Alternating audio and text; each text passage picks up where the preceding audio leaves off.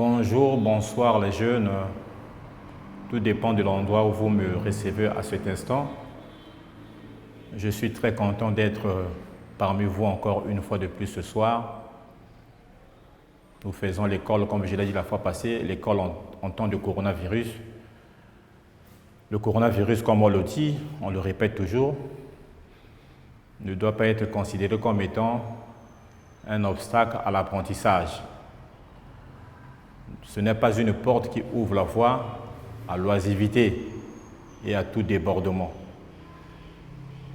Pendant ces moments de coronavirus, nous devons continuer à apprendre, nous devons continuer à lire, à nous exercer pour garder la flamme de la connaissance qui a été placée en nous dans les années antérieures ou encore pendant que les cours se passaient dans de très bonnes conditions. Donc, bienvenue encore une fois de plus dans ces moments d'apprentissage. On est jeune, on ne bâtit pas une nation en chassant les démons. On ne bâtit pas notre Afrique, on ne doit pas bâtir notre Afrique en chassant les démons. En temps de jeunesse, on doit réfléchir pour avoir du repos en temps de vieillesse. Voilà, vous êtes un jeune, vous avez 16 ans à l'église, vous êtes dynamique, vous êtes efficace à l'église. Le dimanche, le pasteur t'envoie dans le monde des ténèbres pour chasser les démons. Dans ta volonté, tu rentres dans la maison du diable, dans le couloir du diable, même dans sa chambre.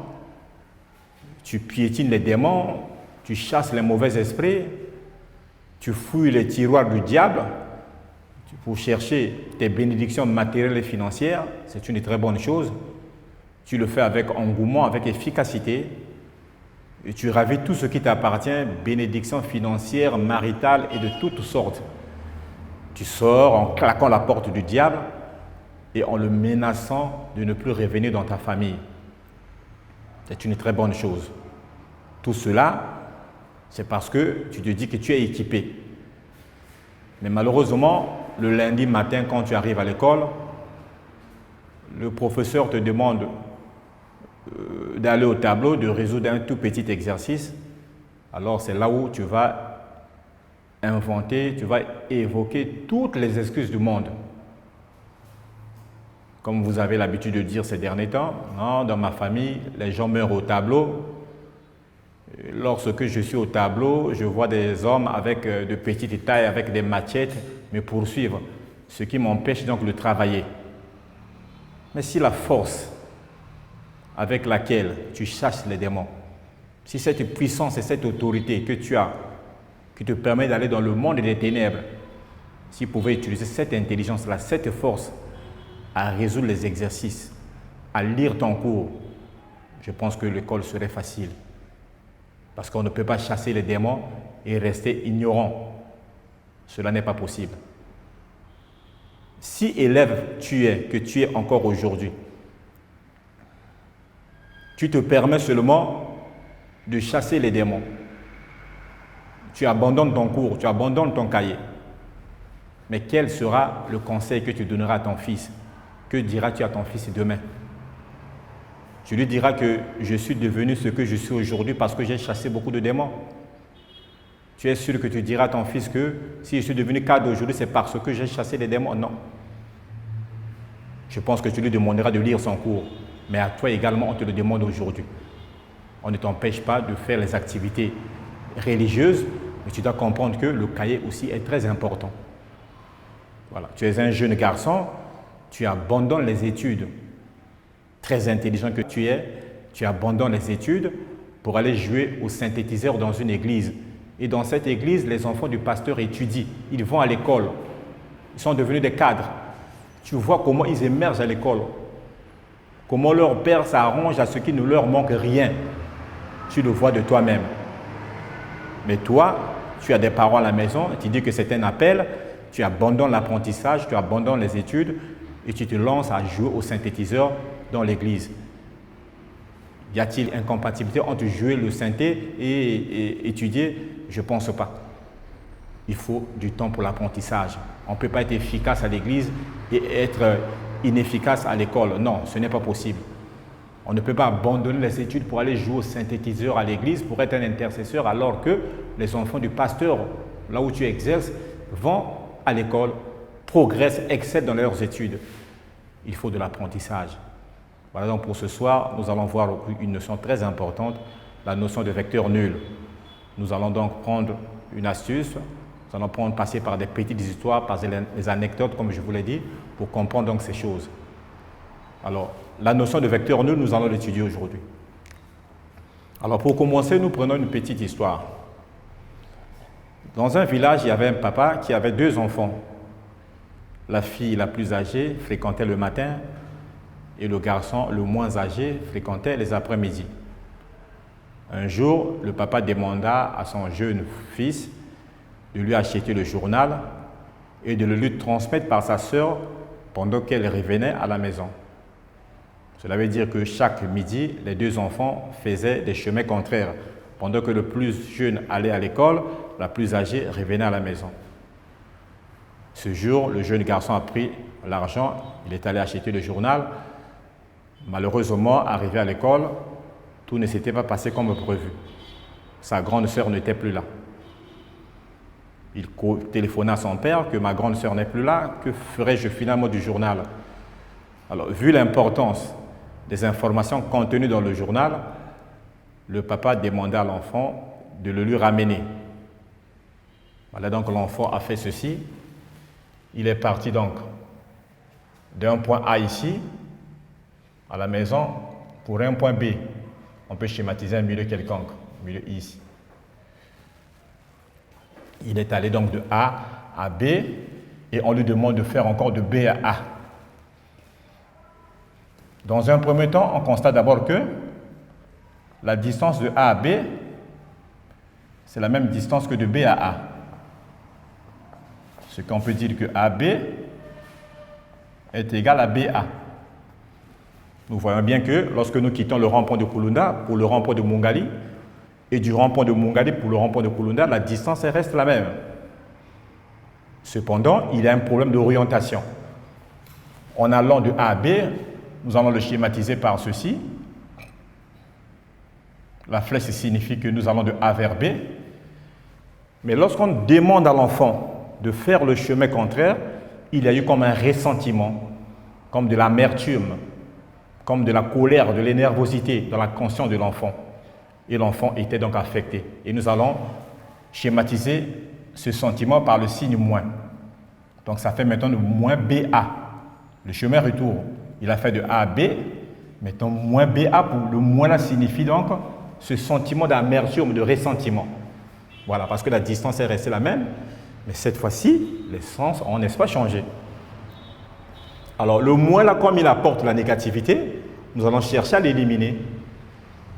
Comment faire pour éliminer le A, le moins là?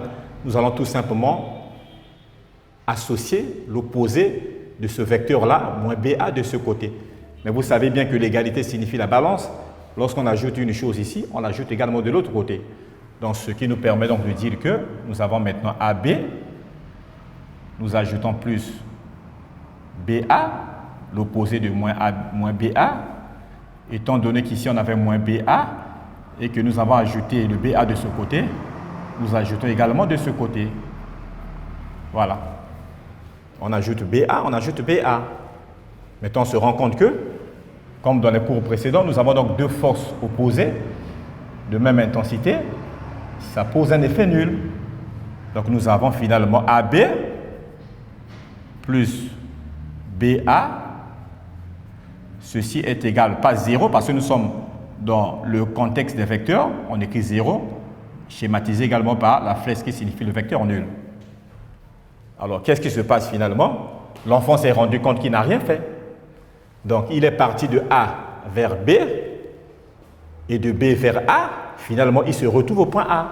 Donc, cela veut dire que le trajet de AB et de BA veut tout simplement dire AA. Voilà, AA. C'est comme s'il est parti de A, il s'est retrouvé seulement en A. Voilà. Ça constitue, n'est-ce pas, le vecteur nul. Donc, un vecteur qui est tel que l'origine est égale à l'extrémité est donc appelé un vecteur nul. On note le 0 avec la flèche. Alors, compte tenu de ceci, toutes les lettres de l'alphabet vont revendiquer également ce privilège.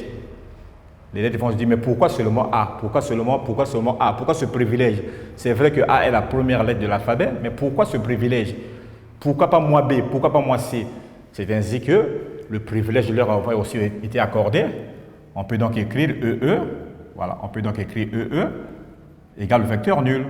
Il suffit que l'origine soit égale à l'extrémité. On peut donc aussi écrire KK. KK est égal au vecteur nul. On peut donc écrire JJ. JJ égale au vecteur nul. Donc toutes les lettres de l'alphabet.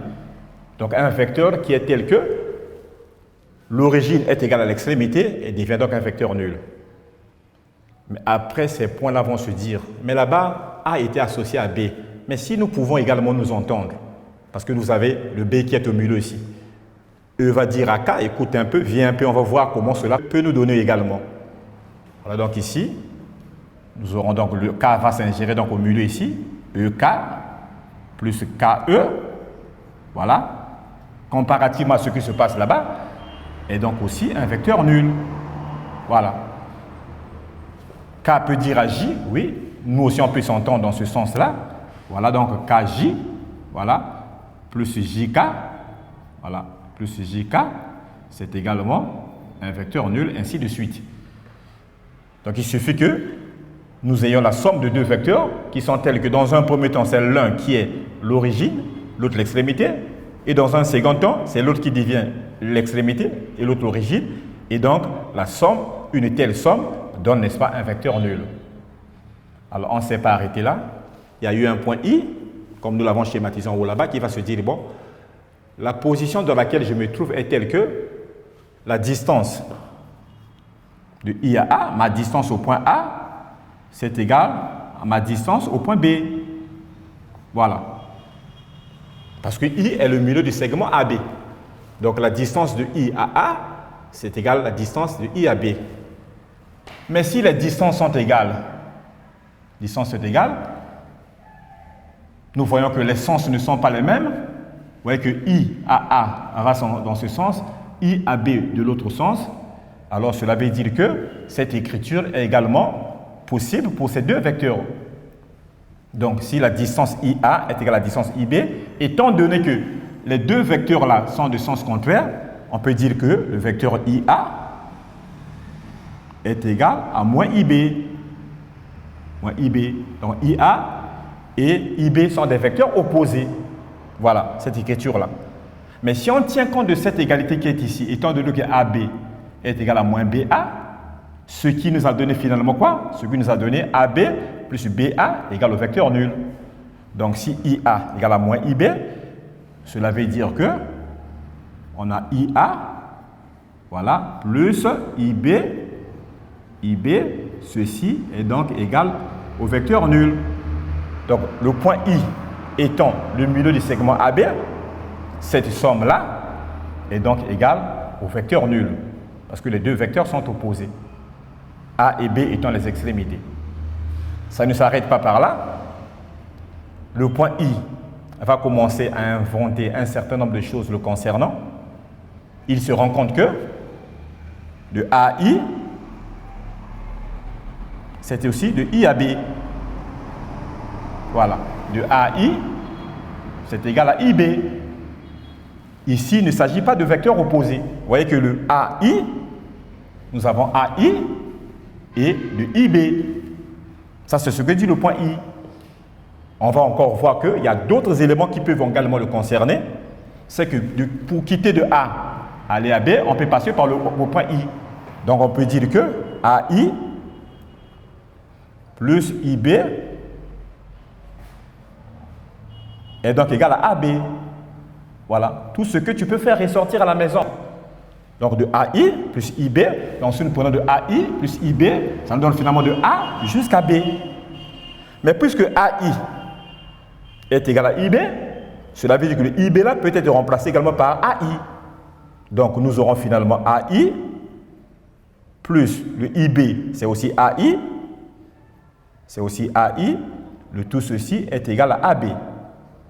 Est égal à AB. Mais on se rend compte au premier moment, on a un élément de même nature. AI plus AI, nous avons donc 2 AI de AI est égal à AB. Voilà. Ce qui nous permet aussi de dire que le vecteur AI est donc égal à la moitié du vecteur AB. Voilà. À partir de cet exemple, à partir d'un seul schéma, nous sommes capables d'exhumer beaucoup de connaissances. Ça ne s'arrête pas par là. Il y en a beaucoup d'autres éléments qu'à la maison, en temps de coronavirus, en temps de cette pandémie, au lieu de rester oisif, de te mettre à regarder la télévision, à naviguer sur Internet du matin jusqu'au soir, tu peux faire un petit schéma comme ça et c'est un peu de ressortir un certain nombre de choses. Lorsque tu es capable de ressortir ces éléments de toi-même, ils finiront par se pérenniser dans ta conscience. Parce que tu ne pourras plus jamais oublier la manière dont tu as procédé pour faire ressortir ces éléments-là. Voilà. Hegel, un grand philosophe allemand, disait que ce qui manque à l'homme, ce n'est pas de l'intelligence, mais c'est la capacité de représenter les choses. Lorsqu'à la maison, tu es un jeune garçon de 18 ans, de 15 ans, tu te mets à te représenter un certain nombre de choses dans ta conscience, ces choses ne pourront plus jamais te quitter. Elles resteront pérennes dans ta pensée. C'est bien de naviguer sur ordinateur, c'est bien de mettre des applications dans ton téléphone, c'est bien de faire des recherches sur Google. Mais ça, ce sont des choses qui ont été faites par les autres. Il est demandé à toi aussi, à la maison, on n'attend pas l'école comme ça, le retour de l'école comme ça, il faut se mettre à l'apprentissage personnel en créant des anecdotes, en créant un certain nombre d'histoires, des astuces qui te permettront, n'est-ce pas, de pérenniser des connaissances. Voilà donc comment nous sommes partis. À partir d'un petit schéma, on a eu donc à faire ressortir un certain nombre de choses et qui, une fois collées dans notre pensée, ne pourront plus jamais nous quitter. Voilà donc pour aujourd'hui, on va s'arrêter par là. J'ai été très content d'être en votre compagnie ce soir. Ça ne va pas s'arrêter par là. C'est vrai que la télévision coûte cher, mais nous allons continuer au fur et à mesure pour ne pas que vous soyez oisifs pendant ces moments de pandémie. D'ici là, portez-vous bien. À nous revoir à la séance prochaine. Merci beaucoup.